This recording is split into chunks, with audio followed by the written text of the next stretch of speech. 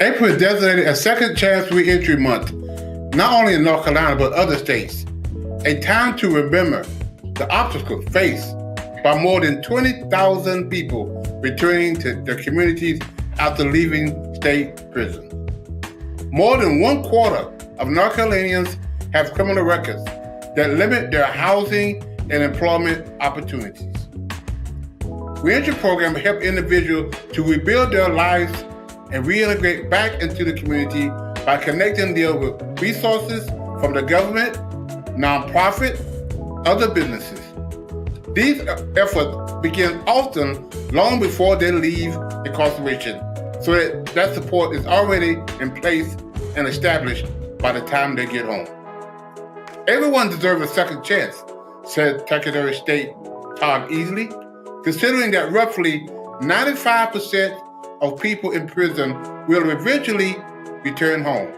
We owe it to our community and the formerly incarcerated individuals to make even greater investment in our reentry efforts. Deputy Secretary of Rehabilitation and Reentry George Pettigrew said, "We are examining all of our current efforts and programs so that we can provide the best possible service to help justice-involved people have a successful reentry experience." Governor Roy Cooper has implemented efforts to reduce employment barriers for the formerly incarcerated by Executive Order 158 to implement fair chances policies to state agencies to increase employment opportunities for people with criminal records. Executive Order 158 also removed criminal history questions from the state employment application and requires state agencies to provide a reasonable opportunities for applicants to explain the circumstances of their conviction. The Department of Adult Correction, Rehabilitation, and Reentry section, along with the State Reentry Counselor Collaboration and local reentry council across the state, work every day to reduce people who are returning home be successful. Everyone deserves a second chance. We here at Father Forever are doing our part of helping individuals rebuild their lives and reintegrate back to the community. We are going to take a deep dive into our efforts to reduce recidivism. We also are going to discuss the very informative, well-planned, and executed 2023 North Carolina Reentry Conference held in Charlotte this week. We know many of you are tuning in during your lunch break, so let's chat and chew while you do.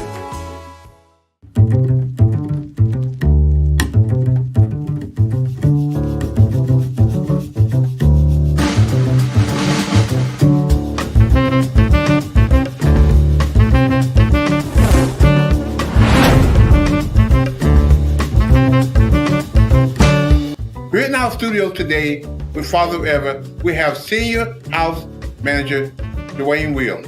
Before we get into the interview today, let's take care of some housekeeping items.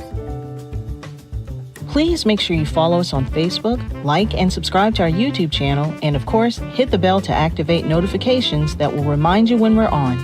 Please be sure to leave us a comment to let us know how we're doing. We'd love to hear from you. Hello everyone, this is Glen Warren, founder and executive director of Fathers Forever. I want to share an alarming reality with you. 627,000 fathers are incarcerated that have kids under 18.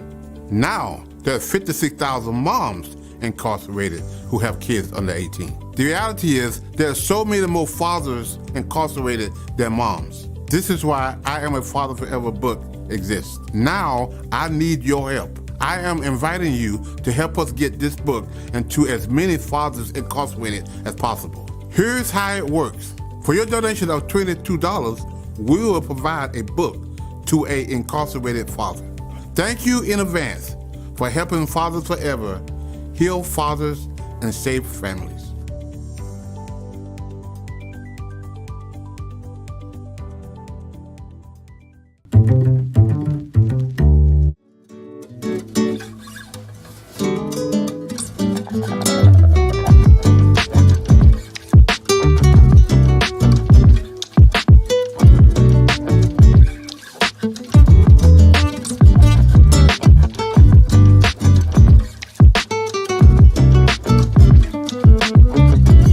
welcome our studio guest today, Dwayne Williams. We have in our studio Dwayne Williams, which is one of the senior case manager, senior house manager of Fathers Forever. We're going to talk about some things today. One of the two things in particular is the Reentry Conference that we just came from. Also, we're going to talk about what Fathers Forever is doing to help returning citizens come back from reentry. But before we get into that, Dwayne, I want to find out a little bit about you. Tell us who you are, where you're from, and just tell us a little bit about yourself. All right. Well, once again, my name is Dwayne Williams. I've been working with you guys for approximately 5 years now. I've had a wonderful experience here at Fathers Forever. I came from Michigan, born and raised in Michigan. Originally went to Western Michigan University where I got my bachelor's degree, and I received my master's degree online at Ashford University. Actually, when I started working for you, your lovely wife remembers when I bought my computer and was working on my master's degree. Man, this job afforded me the time to study and to do what I love doing, is working and helping with individuals. Okay, so you told me a little bit about your experience working on a wagon train. That's fascinating to me. Tell us a little bit about that. I work for a company called Vision Quest. Okay. And it was dealt with juvenile delinquents. And what they did was they take inner city kids, gang kids, and they put them into a wilderness camp. Okay. So you start off in the wilderness camp, and then you graduate from wilderness camp, you go to the wagon train. I worked on a particular train called the Buffalo Soldiers. We reenacted the Buffalo Soldiers. We traveled across the United States. Wow. On covered wagons and horses, and we set up camp, and we did drills. It was a great experience. I was younger than the audience. I'm in my 50s now. I couldn't do it for my life, but it was the time of my life. I really enjoyed it. So y'all out in the elements. Out in the elements. The cold and you name it. That sounds exciting, but I don't know if I want to do that. Well, I'm going to tell you what I actually learned. I didn't realize that the Cowboys got the name Cowboys because of the black man who used to take care of the horses. And they named them Cowboys. Because they were chasing the cow, and shoveling the crap and all that stuff. But the black Cowboys have a big history in the West. The Buffalo Soldiers, the reason the Indians, we won the war against the Indians because the Buffalo Soldiers were in the foreground and they defeated them. And the Indians named them Buffalo Soldiers because their hair was so woolly and they fought ferociously like buffalo. Because I didn't realize if you corner a buffalo, you better make sure you're ready to kill him because he's coming out. Right. That's right. Wow. So that's why they named us the Buffalo Soldiers. So, Dwayne, and I often ask my people that I've interviewed, what is your why? What would you do today, every day, 10 hours, 12 hours a day, if you never got paid to do it? What would be that thing? To be honest with you, working with the homeless and runaway youth. Why is that? I just have a passion for people. And there's so many people out on the streets that are hungry. There's so many kids out there that are hustling and selling their bodies. And they need a safe haven or just someone to talk to. You know what? And when I first got into social work, I thought I was going to save the world. But I realized if I can just impact that one individual, right, that one individual impact somebody else, and then it'll be the snowball effect. Right. But I love being on the streets because I used to hang out in the streets. And I relate to the people on the streets. You have a very impressive resume. Walk us through some of the things on your resume.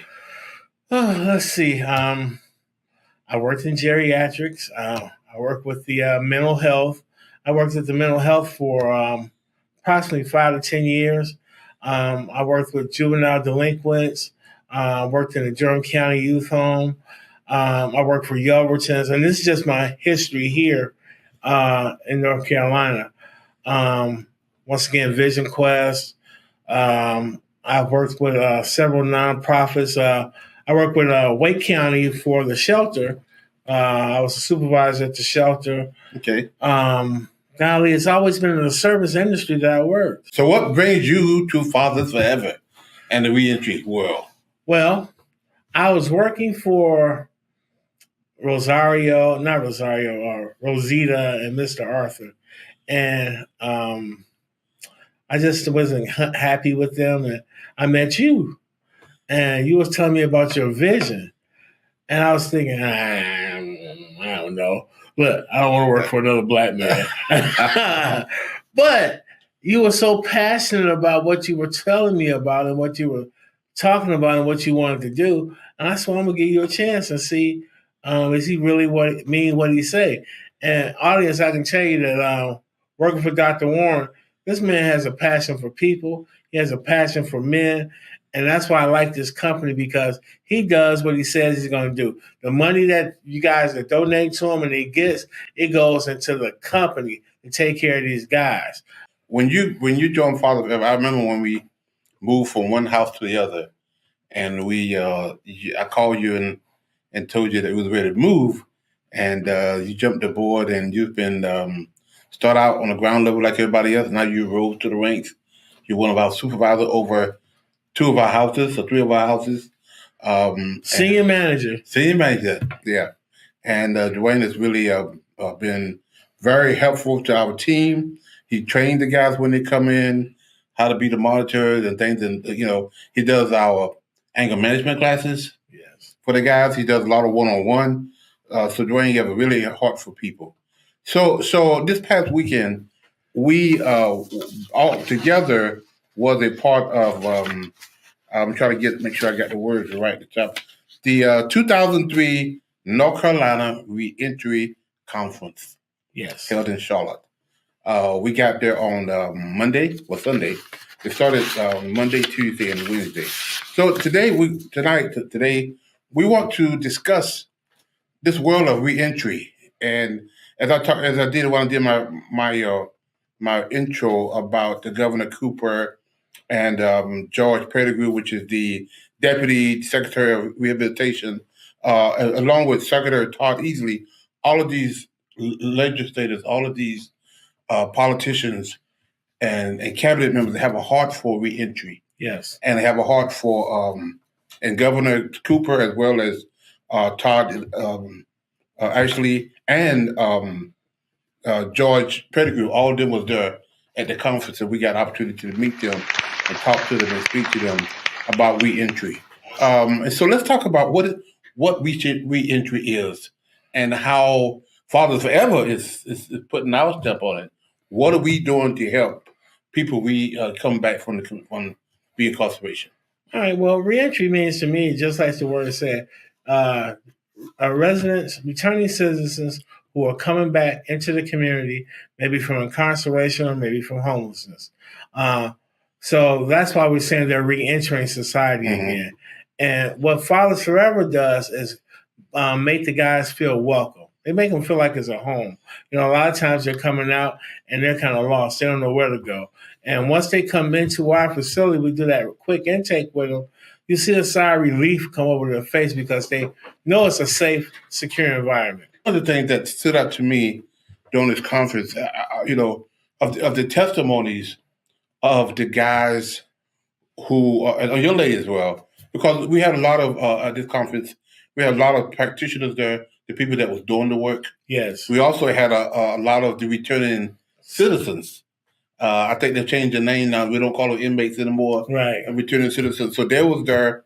And we saw a lot of testimonies of guys who are now coming from incarceration, coming back to society and getting their life together. I think it was Todd who says that 95% of people who go to prison is going to return back to the community one day. Yes. 95%. So if 95% of people who went to prison is going to be returning back to our communities, it will best, benefit all of us as we was ready for this. And one of the things, the way that also really got me was the simulation. Did you do the simulation this past week? I didn't do it this time, but I did the previous time. I'll tell you what, man, the simulation is if you guys have opportunity to, if you work in this field, especially please be a part of, go to an agency where they do the assimilation where a client now is returning back from home, and he's given a things he got to do. Card, everything you got to do. So they put this assimilation together to let the practitioners and those that are helping do this work understand what barriers that our clients have when they come back to the community, what they face, and how difficult. And they got it set up so perfectly that they had us on a 4-week cycle. The first week, I ended up back in jail. Not because I wasn't trying, I couldn't, sometimes our society makes it hard for our returning citizens to do the right thing. The basic things. It makes it hard. And they go back to what they know. Because after about 45 minutes, I was frustrated. I was tired. I couldn't get, and every station I had to go to, I had to get the bus ticket. And then when I got there, I had to have money to pay for the services, which I didn't have. And then I test positive. Yeah, we went to get blood. Then I went to get blood. And it was frustrating, but it really gave me an insight of what the clients go through on a regular basis. You know what? I didn't take it this time, but I heard some of the other guys that took it talking about it in the hallway, and they said how it had a profound impact on them. Just like I took it last year. I got so frustrated. I robbed the bank. I went to jail, and then I snuck out of jail. So I understood what Dr. Warren is saying about the frustration. And that gave me a greater insight into the guys that come into our program, their frustration, their angst that they're having, because it's a lot thrown on them at one time. Yeah. And I went through it before, about 2 years ago. I went through the simulation. And this time, like, you know what? I know what to do this time. I thought I had a handle on it. And I'm going there, it's like, you know what? I got a handle on this. I've been through this before. I know what to do. Man, after I think it was an hour and 10, 15 minutes, I was frustrated. I was tired. I was angry. And I ended up stealing some bus tickets. So what do you think about the guys that come back from jail? They went to jail, they went back, they came back and went back, then they come back. They're feeling that same frustration that you felt. Yeah. So one time, so this lady, one of them that was working with me, the guy purposely, I didn't know this at the time, left the bus tickets on the table. I get just to see what we was going to do. And I'm frustrated and I'm angry and I'm mad. And I'm telling myself, don't take these bus tickets. But the lady, she was a client too, as well. And she said, let's get these bus tickets. So we ended up getting them and splitting them. It didn't get me anywhere because when I got to the station that I got to, I didn't have any money. So it kind of gave me an understanding. So we asked client, why did you commit that act? You knew you was going to get caught. If she got caught when you would go back to jail. But out of my frustration, I knew I was stealing it. I was taking it wrong, but I still did it. And sometimes, like I said, we make it hard for clients to do the right thing. The peer support people wasn't in place. The probation officer people was angry and mad. And I know that was hype. I know that was all done to get a point across. But everything they did it on purpose. But hopefully some of these peer officers don't act that way, and some of the peer counselors don't act that way. But the point is, I got the point of what some of these clients go through in this world of reentry. So when you are really trying to come back from incarceration, whether it's a year or 5 years or 10 years or 30 years, there's a lot of things that you don't know. Yes. Listening to some of the testimonies, like the guy was talking, he was in prison for 26 years. He didn't know how to use a cell phone. He didn't know when he go to the toilet that the toilets flush automatically now. And he said he was frustrated because his father was in the bathroom waiting for him, but he couldn't figure out how to flush the toilet. Then when he turned around, the toilet flushed and it scared him, and he kind of ran out, and his dad looking at him, what's going on? He said then he tried to wash his hands. The sink did the same thing to him.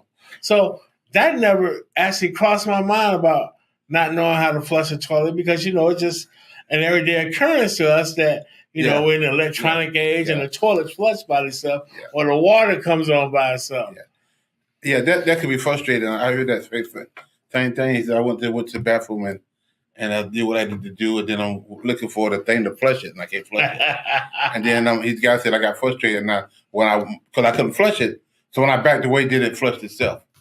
And so these are the things that the clients have to face on a regular basis. And if you've been incarcerated, 10 or 15 years, and you're coming home back to those things, it can be very, very frustrating. And recidivism is so high. I think the statistics says a large part of it, they end up going back to prison, sometimes 2 or 3 times. Unfortunately, because they get frustrated. Well, the great thing about Fathers Forever, and I like to say this to the audience, the great thing about Fathers Forever is that, one, when these guys come out, they're coming into a safe and secure home environment. We have over 5 transitional homes, around 34 beds. Now, these guys come in, and of course, there's rules everywhere that you have to go. But we provide them with meals, clothing. We had a grant at one time that provided cell phones. We have our own staffing agency that instead of guys going out standing in line at Stab Zone waiting for a job, we can place them once they've been with us for a while to see exactly where they fit in. We have a clothing closet. We have a food pantry. We have so much to offer them because everything that Fathers Forever is offering is what they need and more. And you know what? I thank the audience for supporting Dr. Warren and Fathers Forever because every little bit helps. Look, a quarter, a penny, some socks, some hygiene, whatever. You got generally used stuff, send it because we need it. Right. For these guys, not for our own benefit, but for these guys reentering the community. Right. So the other thing is, when we're looking, we created My Daddy's Working Solution, which is a staffing agency that we work with. Like you said earlier, the guys when they come to us, they don't have the ID, they don't have a lot of things, and a lot of times they go to the temp service, and I won't name them, but they go to the different temp services, and they have to stand in line. Sometimes they get there 5:30, 6 o'clock in the morning. Right. They had to stand in line to be picked and selected. We sometimes see them coming back to the house at 8 o'clock because they'd have been in line since 5:30. They wasn't selected. So now they got to come back to the house and they're frustrated. And so what we started to do, and in doing now, is creating a staffing agency to help them get jobs, but not just working at a construction site. That's good. McDonald's, that's good as well. But also giving them a opportunity to find a job that they could make a career out of. Yes, sir. We've got 2 or 3 agencies now that have worked with us for 90 days in the temp service and now working with full-time in the position because the company hired them.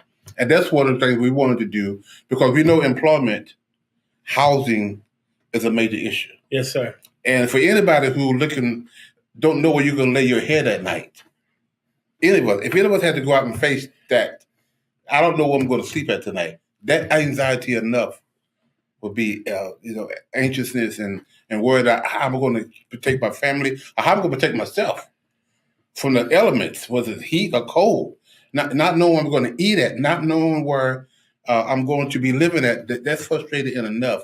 And so, but then you get this, because you got a criminal record, now you can't find housing because you got a criminal record, you got a felony. So you can't live at this apartment complex. You can't go now live with your mom, your family, because they're on Section 8, and now you got a criminal record, you're a felon, you can't go live with them. So these are some of the things that the guys face when they are coming home, and young ladies for that matter, they face when they come home.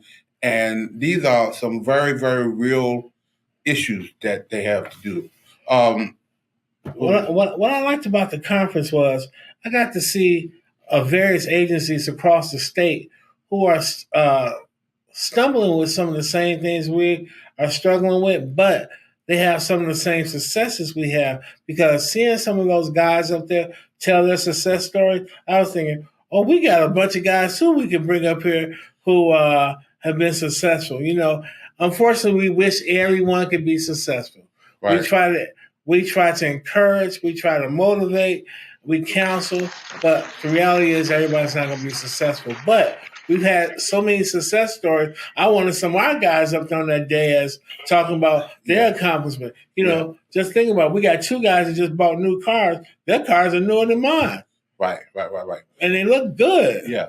And these guys are doing the right thing. In order to get in our program, you have to be in recovery. 100% our guys have to be in recovery, and they have to be not using. If that's one of the criteria that we have. If you come to our program and you still want to use, you're not going to be there very long because we're going to put you out because the state is not going to pay for a bed that if you're still using. So we want to help clients who don't have a home plan and they're in recovery and they're not using. Right. And so these are the things that the criteria that we get in to get in our house.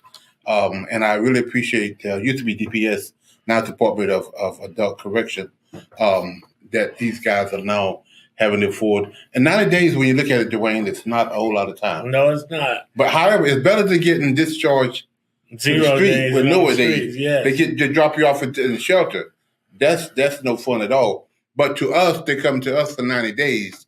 And for 90 days, we give them pretty much 3 hots in a cot. 3 hots in a cot. They don't have to cook. We cook for them. We feed them well. We have a clothes closet, like you mentioned before. They could come and get clothes. And we help them find jobs. And you guys, the monitors, do the one-on-one and help them get prepared. Tell us about when they first get there. Exactly what happened about the intake form. Well, the intake process is really in depth because we try to do their psychosocial to see where they're actually at right now.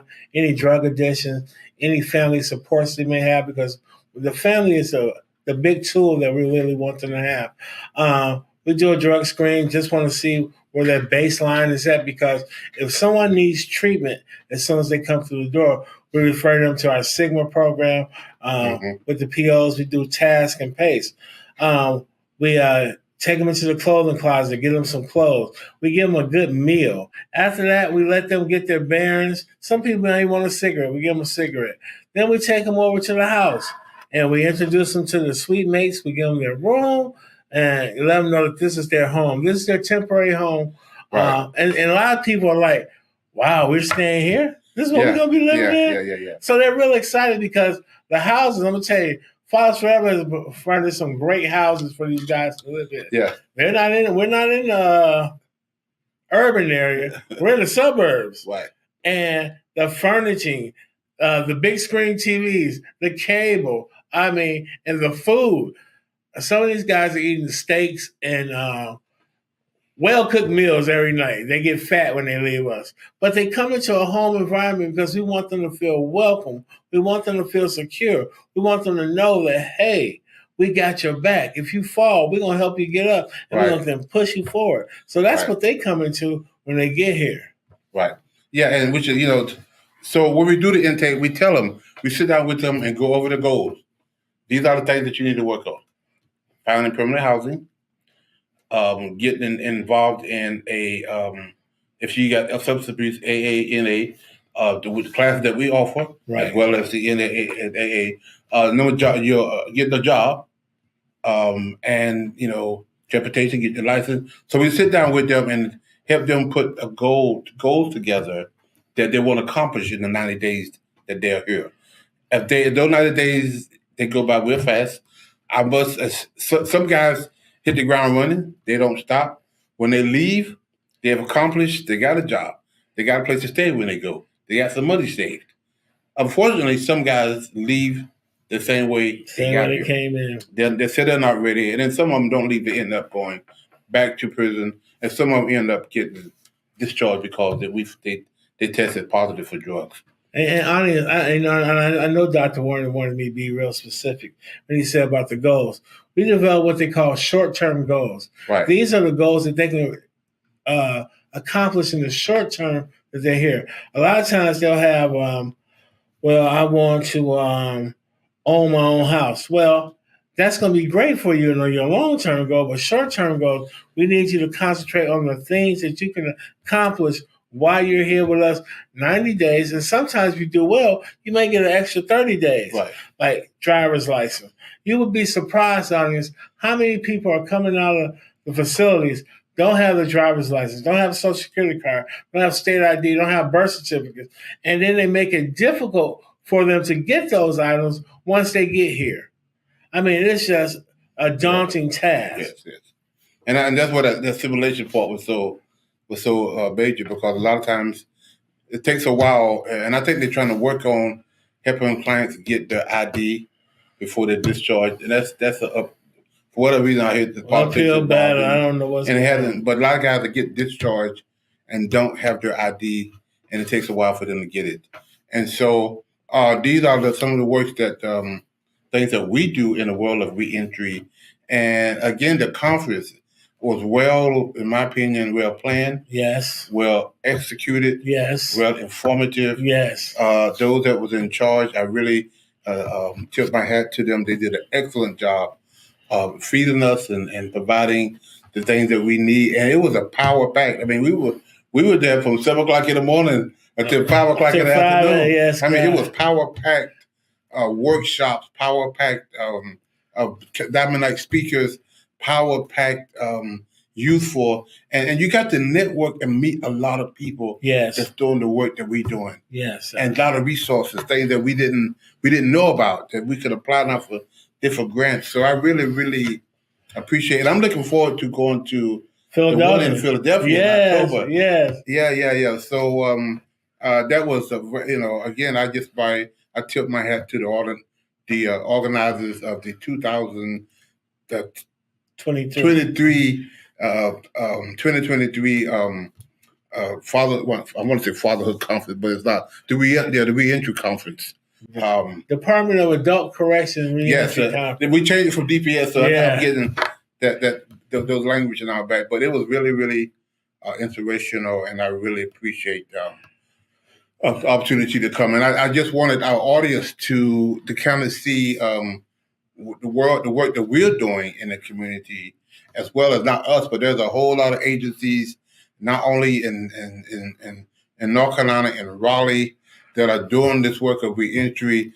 Thank God we have politicians like Governor Cooper, yes, and Secretary George Pettigrew and Todd and so many others are working in this world of reentry. And I think Governor Cooper has put this one of his band-aids. Yes, to make sure that people, when they're coming back from an inmate, have a second chance. We talk and we preach about employers giving our guys opportunities to work. Right. And so we don't just preach to the choir. We do it ourselves. We have 7 clients, former incarcerated guys, now come and work for Father Forever on a full-time basis. Yes. They went to the program. They came to us in their prison uniform. I think one of them going to be interviewed, Jamie, in a few next week maybe. He came to us in his prison uniform, and several others came to us in their prison uniform. They graduated. They ended up wanting a job. Opportunity came. They showed themselves trustworthy. We gave them a job. Now they work for us full time. They drive our vehicles. They're responsible. And so we are just one of them got keys to the shop. He's very responsible. He was one of my first clients that came through over in our old site and went through the anger management and all that. And it's just great to see how he's grown and prospered. Just an idea. He's driving a Mustang, drop top. I'm like, hey, I ain't mad at you. Yeah, so he really did well. And so we are really, really proud of the work that we're doing. And we're not the only ones. There's so many others out here in the community that's doing the work. And we want to tell the audience that if anytime you have opportunity to show, not just into our program, but anybody that's doing reentry, whether it's clothes, whether it's food, whether it's your finances, your time and your prayer, your volunteers, please get involved, because these citizens are returning back. And as they said, 95% of people who go to prison is going to end up coming back home. They need a good place to come back home to. Here's 3 ways you can support our Dads at a Distance initiative. Give a copy to a family member, our friend. Donate monthly, a book monthly, 5 books monthly, how many books you want to do monthly donation. reverse book signing, your church, your business. You can make a donation go to our website at www.afatherforever.com and go to our PayPal at Fathers Forever. Our Cash App is $Fathers Forever. Make your donation today. Please include in the note section, include DAAD. Again, include in the note section DAAD.